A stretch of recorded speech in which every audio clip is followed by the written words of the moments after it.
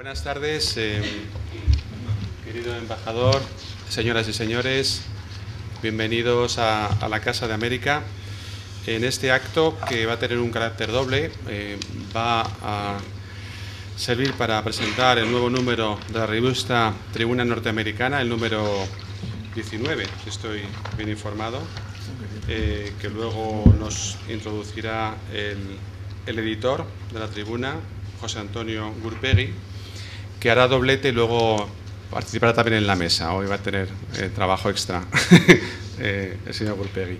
Y con motivo de la presentación de la revista vamos a asistir a un debate sobre las campañas electorales en Estados Unidos y en España.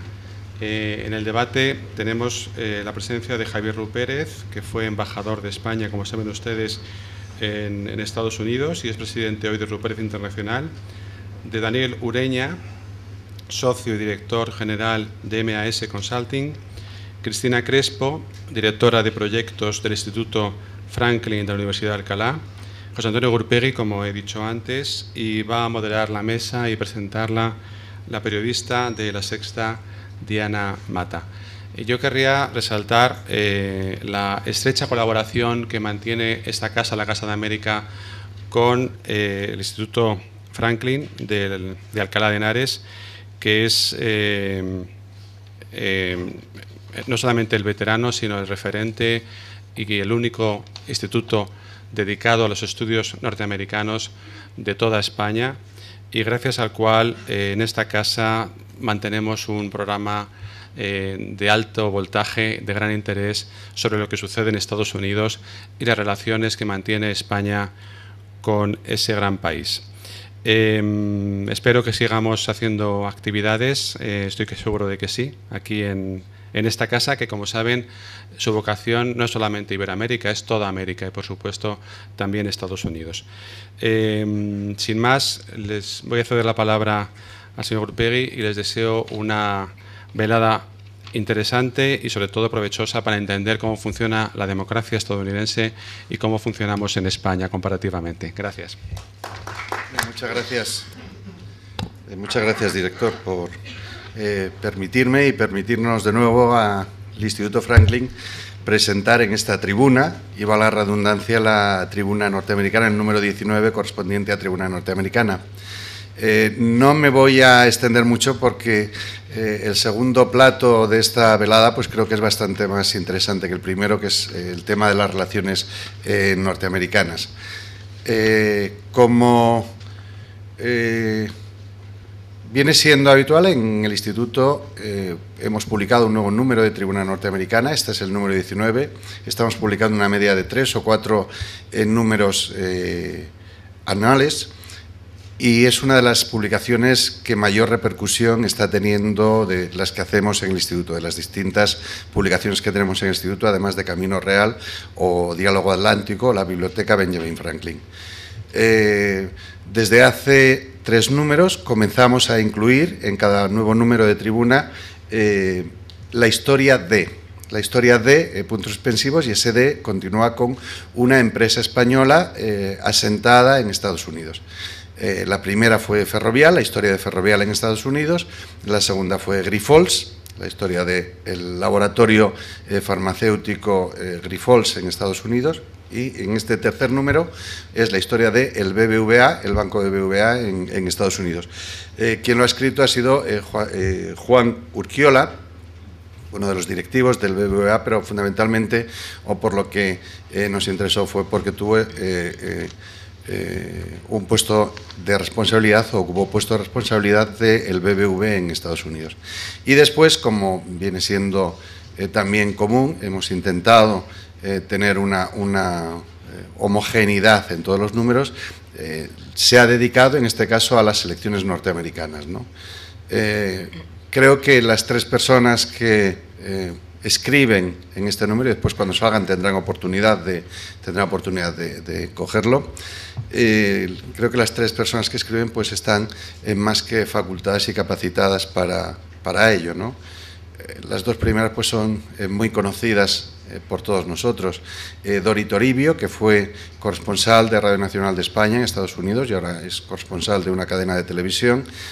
Daniel Ureña, quien tenemos aquí en la mesa, que es la persona que más sabe del tema de elecciones en general, pero sobre todo elecciones norteamericanas en este país, se lo sabe absolutamente todo. Y John Hudak, que me permito leeros, es un Fellow in Governance Study and Managing Editor of the FixGov blog, que es uno de los blogs también más conocidos, o más seguidos, mejor dicho, sobre los temas de elecciones. El tema de... Bueno, el de Juan Urquiola normalmente era la historia del BBVA, pero Juan Urquiola nos pidió que tituláramos su ensayo La historia del BBVA, un reto del siglo XXI hacia la vanguardia digital. Así, es la primera vez que hemos sacado con título. En el segundo, Dori Toribio, su título es Un buen debate electoral. El artículo de John Hudak, American Political Campaigns, Cost, Techniques and Technology. Y, por último, el de Daniel Ureña, El arte de hacer campaña en España y Estados Unidos, ventajas y similitudes, que recuerdo como editor de la revista, cuando lo leí, Daniel, me encantó, sobre todo la capacidad que has tenido de sintetizar y de ordenar, y a veces cosas que se tienen por claras, como las explicas, y otras que resultan realmente sorprendentes, ¿no? Algunas de las cosas que dices en el artículo. Tribuna Norteamericana está también online, se puede consultar en la página web del Instituto. Si alguno va a las salas VIPs del aeropuerto de Barajas en Madrid, también lo tiene gratuitamente en las salas VIPs. No sé si van muchos de por aquí a las salas VIPs, pero bueno, si alguna vez vais, pues allí también se puede encontrar gratuitamente. Y después, sobre todo, un tema muy importante que no puedo olvidarlo. Tribuna Norteamericana, editada y publicada en el Instituto Franklin, pero es la revista oficial de la Fundación Consejo España-Estados Unidos. Hace un año llegamos a un acuerdo con ellos, de forma que esta es su publicación oficial, y de hecho la primera colaboración comenzó con el número que se presentó precisamente aquí por el embajador de Asuntos Exteriores. Como digo, después podéis tener podéis coger los ejemplares que hay afuera, y también podéis seguirlo, si os interesan números anteriores, por la página web del Instituto. Quisiera, en nombre de Julio Cañero, que es el director del Instituto, que me lo ha pedido, pues agradecer a los componentes de esta mesa, por supuesto la moderadora, Daniel, que es ya un viejo conocido del Instituto, y el embajador Rupérez, que también es un viejo conocido del Instituto. En nombre del director, pues muchas gracias por haber aceptado participar en esta mesa. Y como os decía, me he alargado un poquito más de lo que pensaba, pero ahora viene ya el plato fuerte de la tarde, ¿no? Que es la mesa redonda sobre las elecciones. Muchas gracias.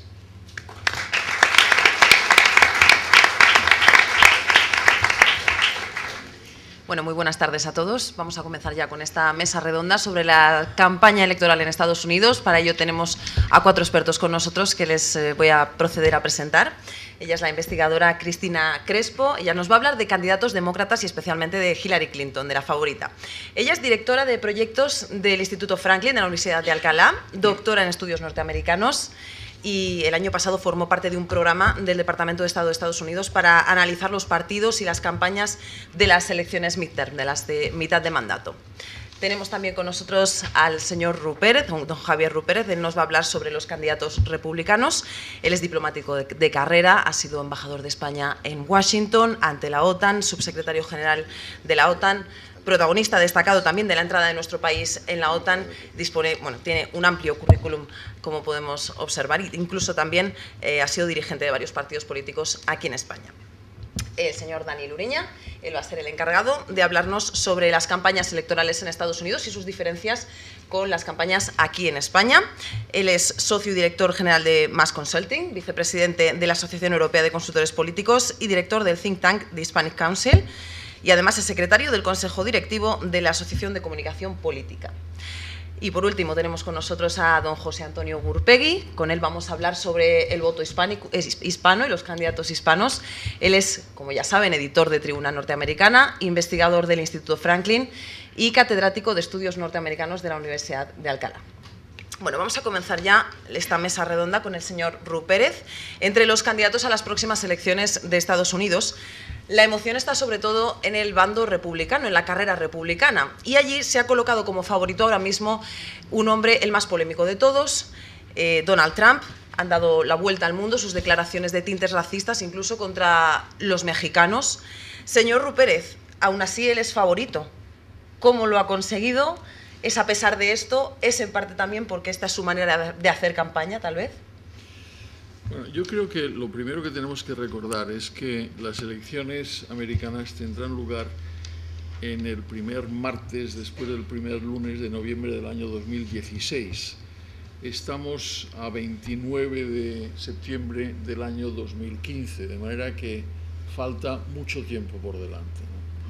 Falta tanto tiempo como para que cualquier tipo de sorpresa se pueda producir. Eso se aplica a los republicanos y se aplica a los demócratas. Doña Cristina aquí defenderá la candidatura hablará de la candidatura de doña Hillary, pero tampoco está escrito que doña Hillary vaya a ser finalmente la candidata. De manera que, segundo, Trump evidentemente ha surgido con fuerza, pero hoy ya no tiene tanta fuerza como la que tenía hace 2 semanas o hace 2 meses, ¿no? Trump es un candidato obviamente populista que se beneficia de un seguimiento mediático como no tiene ningún otro candidato, lo cual es, desde su punto de vista es verdaderamente excelente, porque eso, entre otras cosas, le permite ahorrarse unos cuantos millones de dólares en publicidad. La tiene con ese estilo populista que consiste en decir muchas cosas que no tienen, digamos, lugar en lo que uno entendería como políticamente correcto. Se especializa también en insultar sin ningún tipo de contención a periodistas, a candidatos, a colegas y refleja una parte que también nosotros conocemos, por otra parte, que es la parte, digamos, antipolítica, ¿no? La parte no necesariamente antisistema, pero populista, quejosa con el manejo de la política por los que lo han venido haciendo, y donde por otra parte se incluyen otros candidatos, también el neurocirujano Carson y también la señora que fue en su momento la directora, la presidenta de Hewlett Packard, que es Carly Fiorina. Pero Trump responde a esa imagen. Yo creo que estamos contemplando en este momento el comienzo de su declive. Yo no tengo ninguna capacidad profética, pero me da la impresión de que de aquí a pocos meses, de aquí a fin de año, tendremos un cuadro mucho más reducido de candidatos republicanos en donde posiblemente Trump ya no sea el número 1. ¿A usted qué le parece esa manera de hacer política, entre comillas, de Donald Trump? Lamentable. No, abiertamente. Me produce erisipela, vamos, porque no únicamente porque esté fuera de lo políticamente correcto, sino porque me parece que es una sucesión de mensajes que están llamando a lo más bajo de la naturaleza humana. Es decir, es un mensaje vengativo, es un mensaje simplificador, es un mensaje antiintelectual, es un mensaje que no contiene, por otra parte, ninguna propuesta concreta. Parece que hoy o ayer ha presentado finalmente una propuesta de tipo económico, fiscal, que contiene unas medidas que posiblemente sean muy atractivas desde el punto de vista de lo que es el contribuyente, que seguramente no se tienen en pie, pero incluso en esas medidas lo que anuncia, lo que ha dicho, es que siempre presume de que tiene los mejores consejeros, los mejores intelectuales, pero siempre se niega a decir quiénes son, ¿no? Con lo cual, por ejemplo, ha anunciado que va a reducir el impuesto sobre la renta al 15%. Lo cual, digamos, todos los contribuyentes pues están encantados. Yo no creo que los Estados Unidos ni ningún otro país se pueda mantener con un impuesto sobre la renta que esté en torno al 15%. Eso no está en el orden natural de las cosas, ¿no?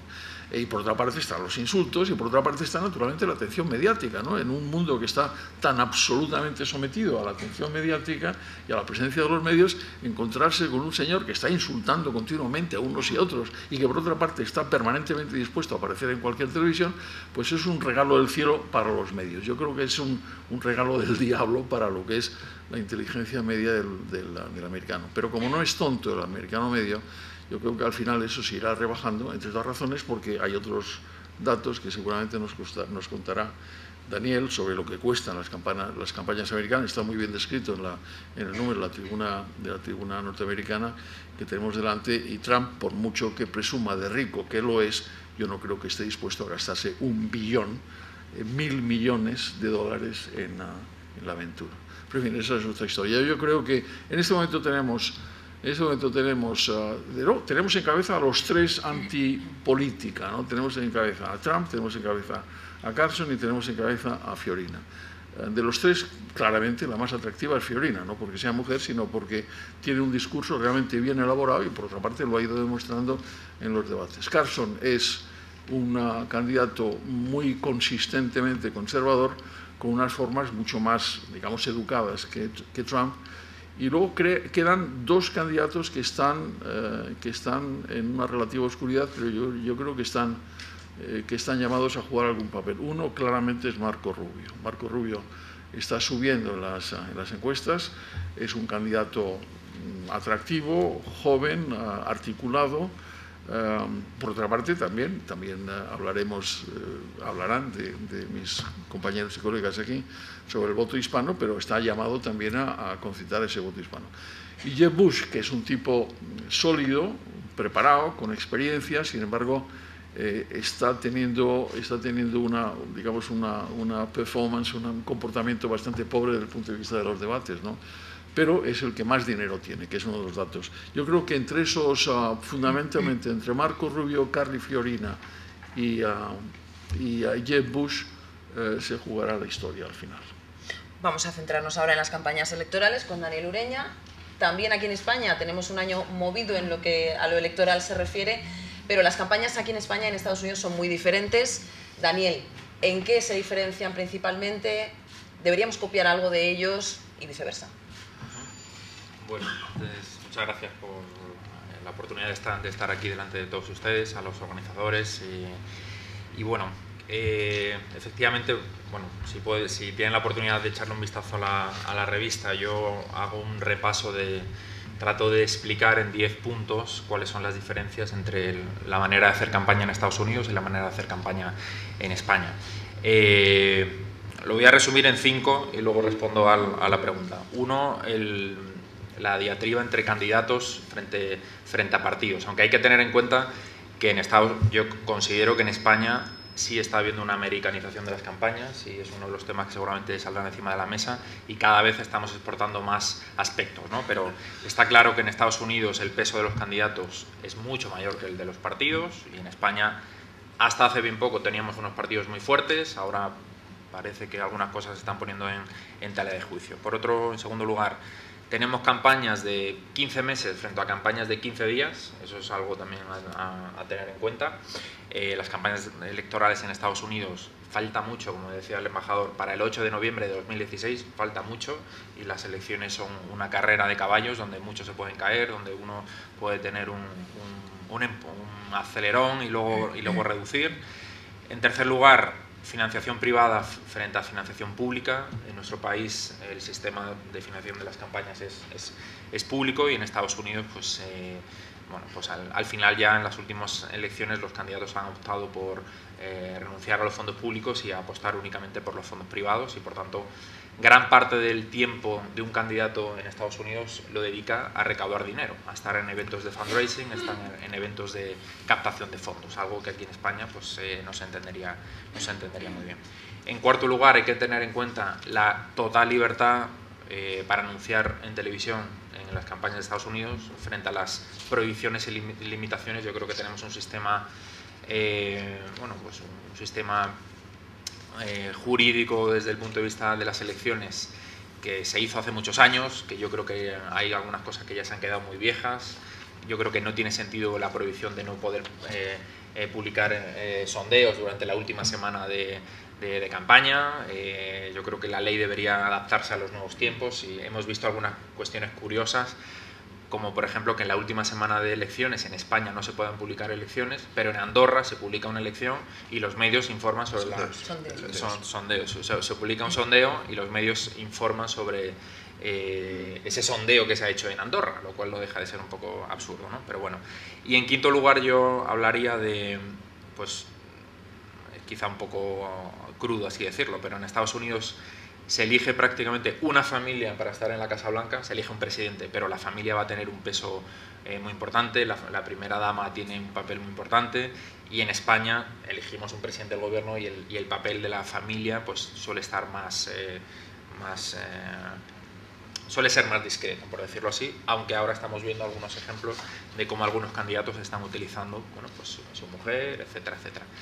¿Qué podríamos exportar los españoles desde el punto de vista de Estados Unidos?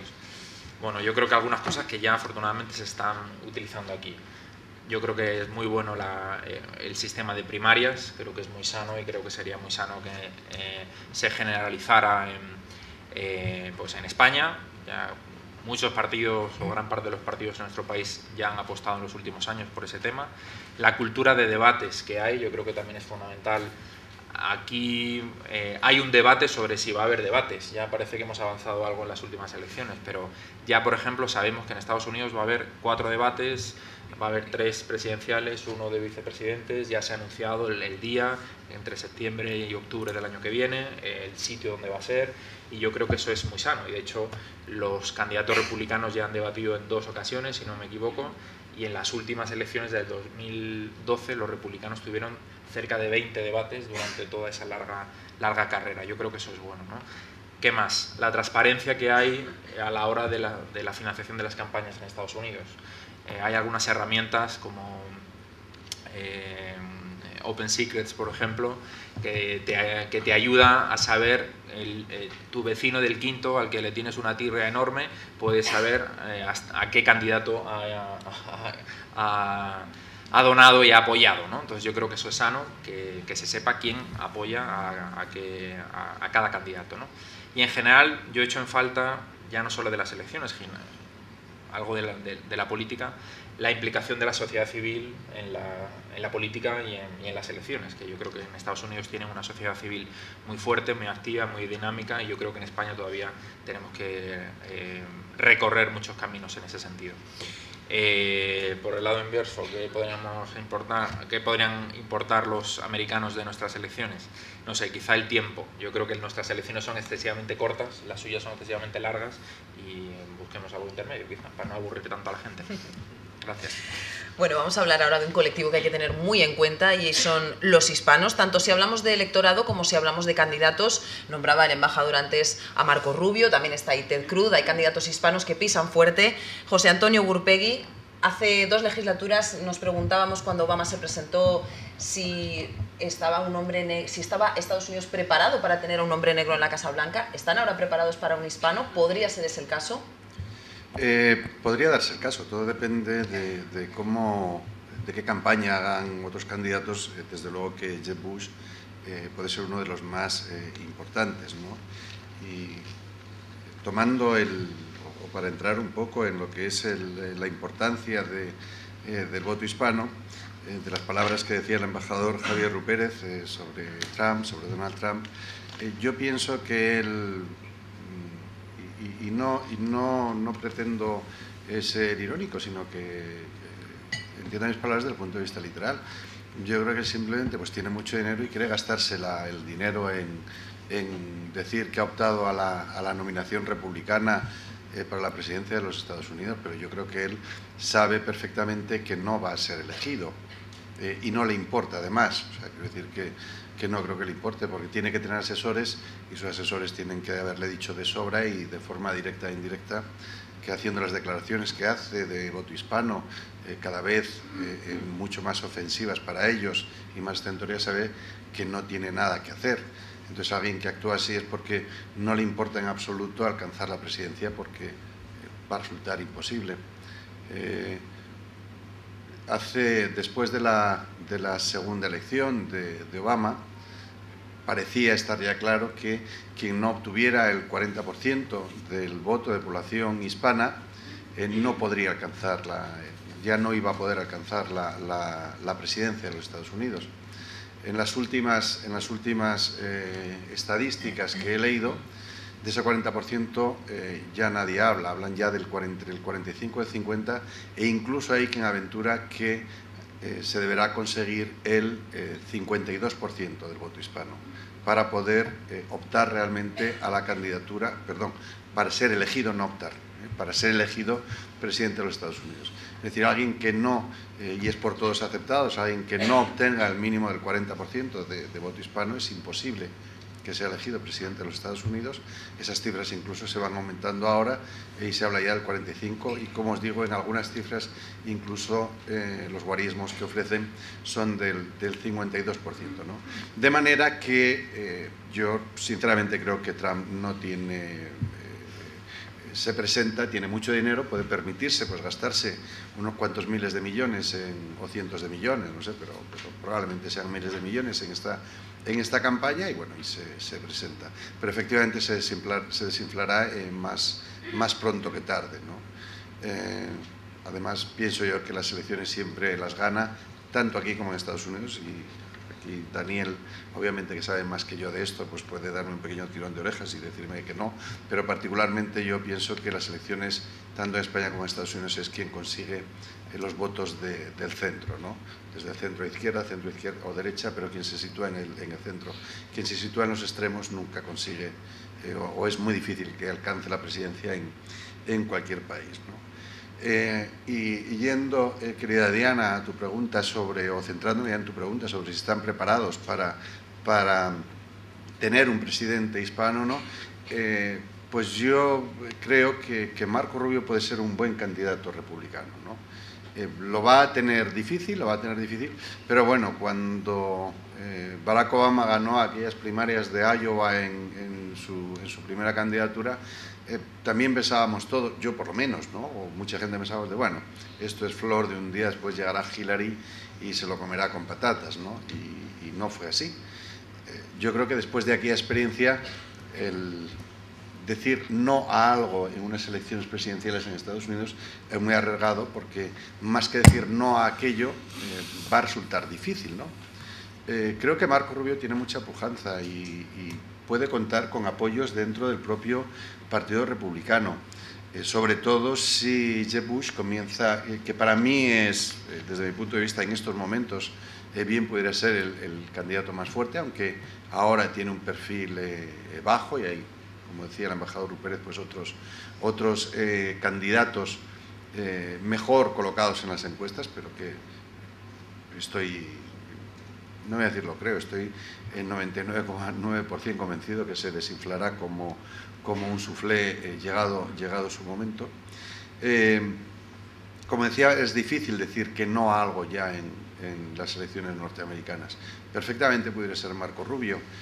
Si no mete la pata, y si Jeb Bush mete la pata, pues hay una opción muy seria de que pueda ser un candidato hispano.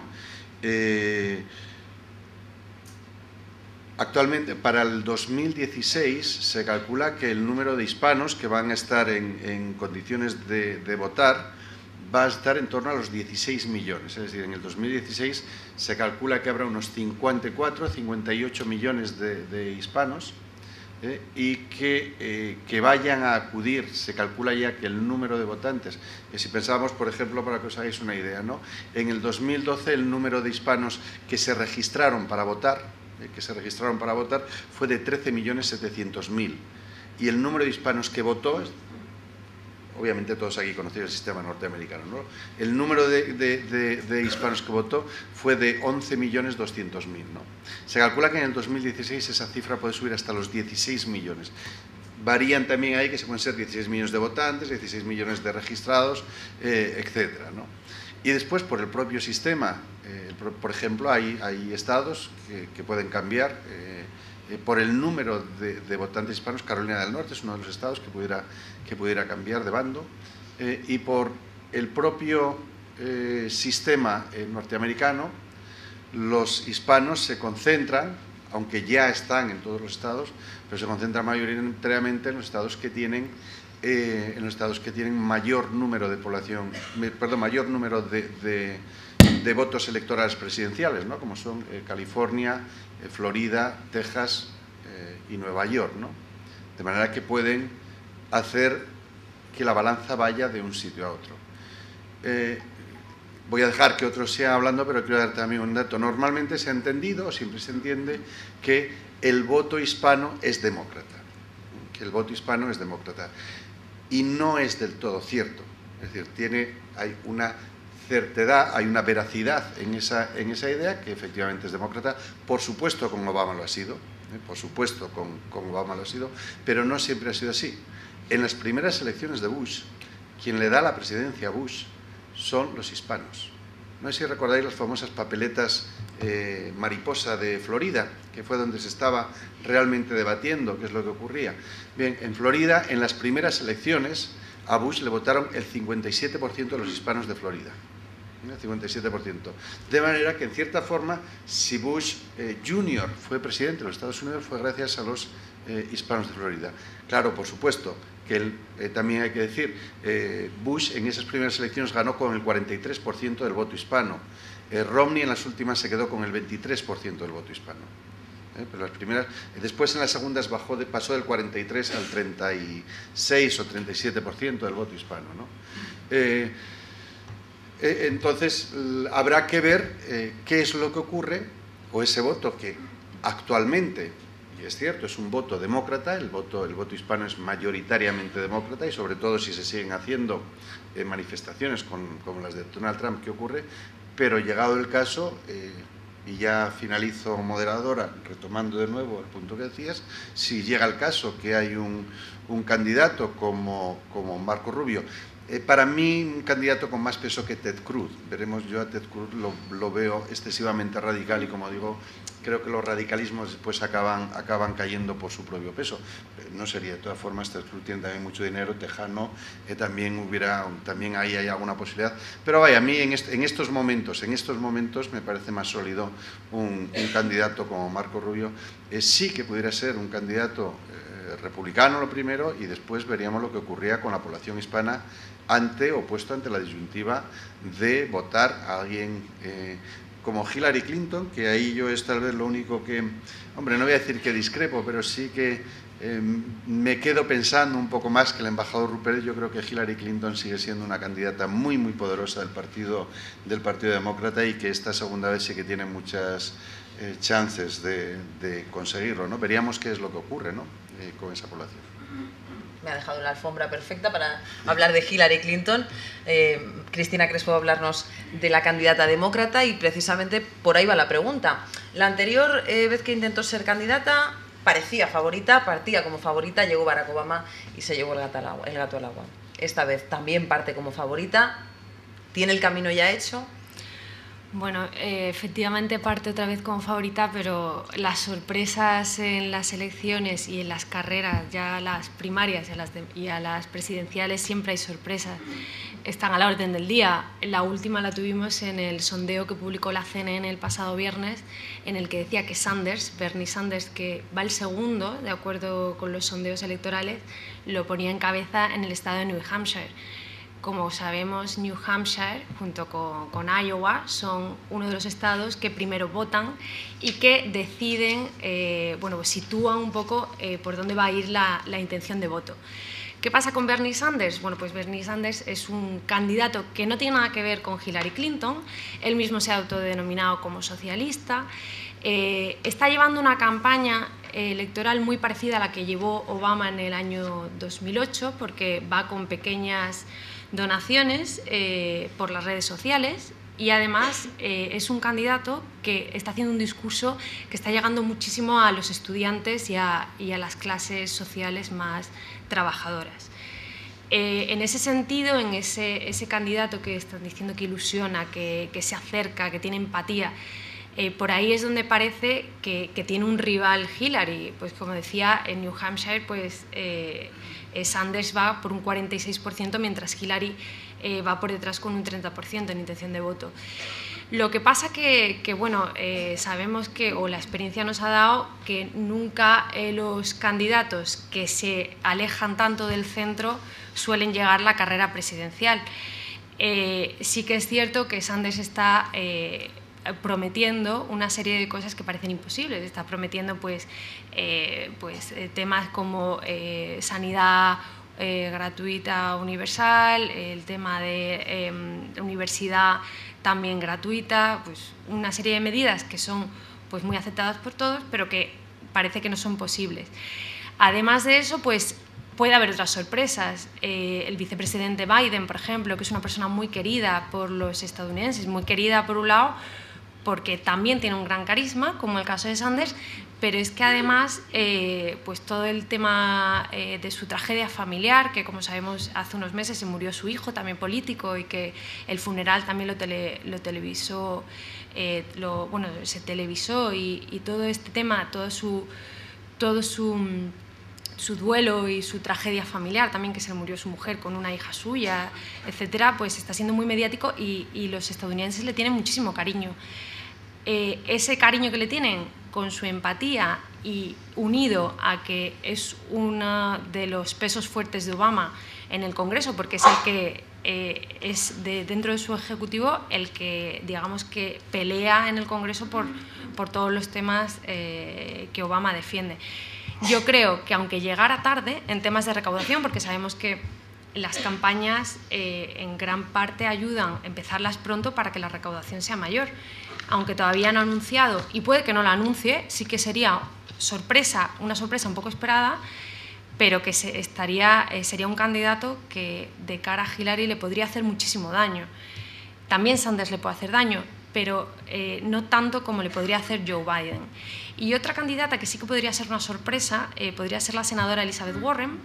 Ella también es mujer, lo que pasa es que ya ha dicho que no se va a presentar, que no tiene ningún interés ni ninguna intención, pero la gente la quiere mucho, y también es una candidata pues bueno, que es un perfil muy parecido al que tiene Sanders, es más de izquierda, tiene un discurso muy cercano a la gente porque habla en términos que todo el mundo entiende, muy cercana, muy carismática, con la parte buena de que además tiene ese punto que Hillary defiende, que es que también es mujer y que ya es hora de que llegue una mujer a la Casa Blanca. Bueno, en este punto me gustaría invitar a todos los asistentes a hacer las preguntas que deseen. Voy a empezar yo con una que tengo mucha curiosidad por saber qué piensan nuestros expertos. Donald Trump ha amenazado con que si no es el candidato republicano, se presenta como independiente. Esto beneficiaría muchísimo al Partido Demócrata porque, según las encuestas, lo que haría sería partir por la mitad del voto republicano. ¿Ustedes qué piensan? ¿Esto lo ven factible?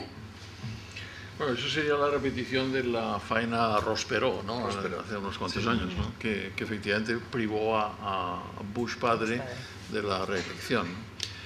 Bueno, yo creo que es público y notorio que todos los candidatos republicanos, los que eran en este momento, ya se han caído dos, en este momento yo creo que eran 17 y quedan 15, todos hace unas pocas semanas, a instancias del Comité Nacional Republicano, que estaba horrorizado con esa posibilidad, les hizo firmar un compromiso público diciendo que eso no se iba a producir, es decir, que fuera quien fuera el candidato, todos ellos se comprometían a apoyarle, a ayudarle, ¿no? En contra de lo que había pasado en la primera parte del primer debate, cuando el único que se niega a esa posibilidad es Trump. Yo creo que Trump, desde ese punto de vista, no es fiable. Es decir, si en un momento determinado se encuentra con que efectivamente es descabalgado, a mí no me extrañaría nada que él renunciara o que dejara sin valor ese compromiso y se presentara como candidato de un tercer partido. Eso efectivamente sería otorgarle el triunfo a quien fuera el candidato demócrata, ¿no? De manera que, en fin, eso yo creo que está un poco menos en la posibilidad de lo que estaba antes, pero no es totalmente excluible, ¿no? Y yo creo que los republicanos están horrorizados con esa posibilidad, como están horrorizados con la posibilidad de que Trump al final se haga con la nominación. Yo creo que no es probable, pero no es imposible. No es imposible porque en la vida política americana nada es imposible. Y yo creo que se pueden producir otras combinaciones. Por ejemplo, una de ellas es que efectivamente Biden concurra, ¿no? Entre otras razones porque Hillary tiene un serio problema de imagen pública y cada día que pasa lo tiene peor. Cada día que pasa lo tiene peor porque cada día que pasa aparecen más correos electrónicos que antes no había contado, cada día que pasa aparecen más informaciones al respecto y la verdad es que Hillary desde ese punto de vista ya lo fue en su campaña contra Obama. Es una candidata, es mujer, no es tonta, pero es tan scripted, ¿no? Tan sometida al guión que al final uno le da ganas de decir, hombre, un poco de espontaneidad, ¿no? Un poco de viveza, ¿no? Y eso sí lo tiene Elizabeth Warren y eso sí lo tiene Carly Fiorina. La verdad es que yo creo que desde el punto de vista incluso del espectáculo, y es el mayor espectáculo del mundo, recordémoslo, sin ningún tipo de... desde el punto de vista del espectáculo sería fascinante ver una campaña que al final tuviera como candidatas a Carly Fiorina y a Hillary Clinton. Y, porque además Carly Fiorina se podía llevar perfectamente como vicepresidente a Marco Rubio, con lo cual tendría cubierto el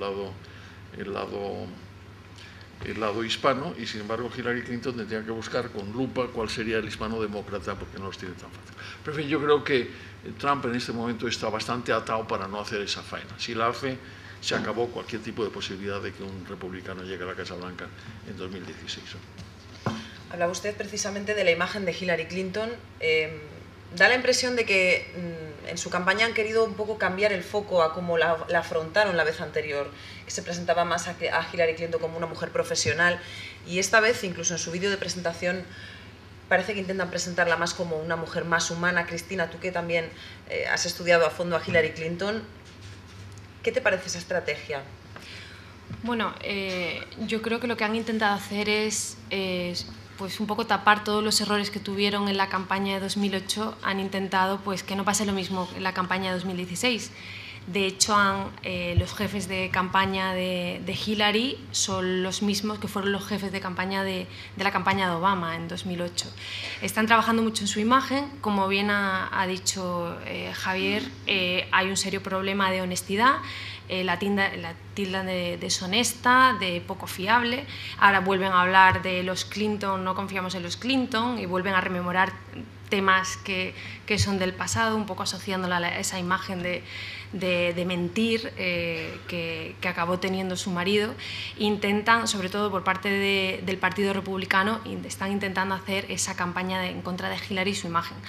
Por su parte, ¿qué están haciendo los jefes de campaña? Pues han vuelto en las redes sociales, tanto en su cuenta de Instagram, de Facebook, de Twitter, están sacando imágenes de la Hillary antes de 1992, que fue cuando entró en la Casa Blanca como primera dama. Y están sacando imágenes pues, de sus años de juventud, de la universidad, cuando estaba más unida a las causas sociales, en favor de los niños, de las mujeres, etcétera. Que eso también es curioso porque siempre hay otra cara. Los republicanos están diciendo que claro, está sacando imágenes en blanco y negro que al final lo que están demostrando es que la candidata es vieja y que hace en Estados Unidos una candidata tan mayor, pues que bueno, que mejor ir a por un candidato más joven, que tampoco sería la primera, ¿no? Porque ya conocemos que llegaría a presidencia a la misma edad que tenía Reagan. Pero bueno, sí que creo que están trabajando mucho en eso. Está también presente en muchos programas de televisión, como el show este de Ellen, que salió bailando, ¿no? Que hemos visto a Hillary bailando y hablando mucho de su nieta. Quieren vender esa imagen de abuela. También en las redes sociales creo que la foto que ella sale con su nieta recién nacida, y Bill Clinton, tenía como 58.000 likes, algo así. Pues eso es lo que más están intentando vender, para acercar a la gente y que la vean también como una persona humana, y en ese sentido una persona que puede cometer errores, como el tema del email, que bueno, que ha pedido perdón, pero sigue saliendo. Ayer mismo estaba otra vez explicando el tema del email y que está siendo como un goteo, como ella misma ha declarado, que todos los días están saliendo cosas de su email. Daniel. Sí, no, simplemente quería complementar lo que Cristina ha dicho. hace el domingo, creo, la campaña de Hillary Clinton ha publicado un vídeo que lo pueden ver en internet, donde aparece Hillary con su nieta y preguntándose que ella quiere un país donde no tengas que ser la nieta de la presidenta para salir adelante, y es muy interesante como Cristina apuntaba, pues eso, la campaña de Hillary está haciendo una estrategia de humanización y de acercamiento. Hay similitudes, no sé si con la figura del presidente del gobierno también en los últimos meses, pues luego no sé si queremos hablar de eso, pero... Lo de pisar la calle. Lo de pisar la calle, efectivamente, pero con Hillary se ve muy claramente, bueno, pues que ella tenía una imagen de dura, de una imagen muy fría, muy firme, y ahora, bueno, pues intenta presentarla también como esa abuelita entrañable que disfruta de estar con su nieta, ¿no? Entonces, bueno, yo creo que desde el punto de vista de comunicación política es interesante también. ¿Te parece acertado explotar el lado de abuelita entrañable para una mujer que intenta ser presidenta? Pues, a ver, esto de las estrategias de comunicación es que es muy difícil. Cuando a priori puedes decir es acertado o no es acertado, pero hasta que no ves los resultados es muy difícil evaluarlo, ¿no? Pero está claro, bueno, que ella tampoco puede presentarse como una jovencita, sino que tiene que poner en valor su experiencia, y bueno, pues al final una manera de empatizar con la gente, pues es a través de su familia y de su nueva faceta de abuela, ¿no? No sé si alguno de los asistentes... sí, perdón. No sé si puedo abundar un poquito y ya. Esto es un poco, me recordabas el chiste ese de que un economista es un señor que te dice por qué te has arruinado, pero no te dice cómo hacerte millonario, ¿no? A todo lo pasado lo sabemos. Con las encuestas pasa, perdón, con las estrategias pasa lo mismo, ¿no? A todo lo pasado decimos, esto se ha hecho mal, pero no se sabe muy bien cómo se ha hecho. Sobre la pregunta de Trump, los republicanos tienen ya la experiencia de Ross Perot, como ya se ha dicho, y no creo que estén dispuestos a permitirlo. Eso ya pasó también con Truman. Truman también, por un tercer candidato, primero consiguió la nominación demócrata y después consiguió también un tercer candidato republicano, les privó a los republicanos de lo que parecía que iba a ser una victoria casi segura. Estaba intentando pensar cuál fue ese verso libre republicano que salió por ahí, pero lo siento, no he podido recordarlo. La posibilidad de que los republicanos tengan una candidata a presidente y un hispano de vicepresidente es un ticket muy atractivo. Yo en estos momentos no sé si los republicanos, querido embajador, están preparados para tanto cambio, ¿no? Mujer e hispano. Uno de los dos, tal vez, no lo sé, simplemente me lo planteo, ¿no? Me lo pregunto. Y sobre Bernie Sanders, yo creo que pudiera ser, desde luego que la candidatura de Biden está siempre ahí, ¿no? Y ahí sí que sería una candidatura muy fuerte, muy sólida y con muchas posibilidades. En cuanto a Bernie Sanders, yo pienso que tendría tal vez que ir tal vez relajando un poco su mensaje. Creo que era Cristina la que decía que tal vez algunas ideas pueden ser radicales. Estamos hablando siempre de radicales para lo que puede entenderse como un votante de centro, ¿no? Yo no acabo de verlo, ¿no? Un poco simplemente por comentar un poco lo que habían dicho otros. Yo quería hacer 2 o 3 precisiones al profesor Lupegui. Uno, el candidato que perdió por muy poco frente a Truman se llamaba Dewey. Efectivamente, sí. Y todos recordamos, todos recordamos, no, lo hemos visto en los periódicos, el mismo Truman enseñando la portada del Herald Tribune que le daban como... Sí, esa fue... Segundo, yo sí creo que los republicanos en este momento están preparados tanto para un hispano como para una mujer. Y la prueba es que en este momento... si hay digo los dos juntos, Javier, los dos juntos. Sí, no, yo creo que sí. Los dos juntos, no para un hispano o una mujer, sino la combinación mujer e hispano. Yo creo que sí, que en este momento la dinámica electoral y política americana, tal como están las cosas, hace que o bien en la candidatura a la presidencia o bien en la candidatura a la vicepresidencia prácticamente tenga que haber un hispano. Sí. Y los que están mejor situados para enfrentarse a ese reto son, curiosamente, los republicanos. Es decir, los republicanos en este momento, en los 16 o los 15 candidatos, hay 3 candidatos que pueden ser considerados como hispanos. Está Marco Rubio, está Ted Cruz, que yo no creo que tenga ninguna posibilidad, y está Jeb Bush, que es un hispano asimilado, ¿no? Mientras que en el lado demócrata no hay. Y los demócratas, curiosamente, están buscando en este momento desesperadamente un candidato hispano para la vicepresidencia, sea quien sea el vicepresidente. Y habían pensado en el secretario de Vivienda, que se llama Castro, que es evidentemente hispano, que viene de San Antonio, que de tal. El único problema con Castro es que no habla una palabra de español. No habla una palabra de español. Y claro, al final, por toda una serie de razones que conocemos bien, porque es la segunda generación a la cual los padres se forzaron a hablar inglés, por las razones que sea, no habla una palabra español. Marco Rubio es fluido, vamos a hablar perfectamente español, Jeb Bush habla muy bien español, Ted Cruz habla muy bien español. De manera que, y Ted Fiorina, sorprendentemente, que es una de las sorpresas que hemos visto, sorprendentemente es una excelente candidata, una señora que se explica muy bien, muy contundentemente, muy finamente, y a mí no me extrañaría que en estas vueltas de tío vivo que dan las elecciones americanas al final fuera o una u otra. Y una última observación. Yo creo que efectivamente Trump no va a llegar, pero el tema antihispano y antiinmigratorio de Trump es enormemente peligroso para los republicanos. No porque sea, no únicamente porque sea racista, porque sea malvenido, sino porque alienta el sentido contrario de otra parte de la población, que es la población afroamericana, que es una parte de la población que por razones históricas se siente capiti disminuida frente a los emigrantes hispanos. Y eso podía producir un desplazamiento del voto afroamericano, que normalmente no ha sido muy republicano, hacia otros, con lo cual los republicanos podrían perder esa franja del voto. Es muy complicado, pero esa es una de las cosas que hace también necesario, yo creo que por una cuestión de salubridad nacional, que Trump no llegue a ser el candidato.